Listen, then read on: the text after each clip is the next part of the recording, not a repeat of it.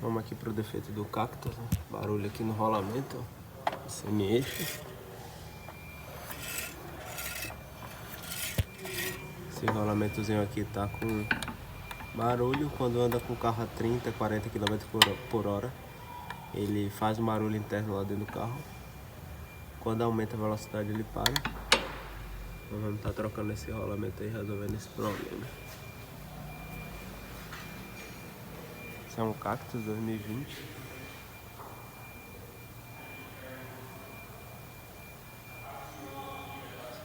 E já foram até trocados junto à moçonete, lá dos dois lados, em função de resolver esse problema. Não resolveram. Mexeram.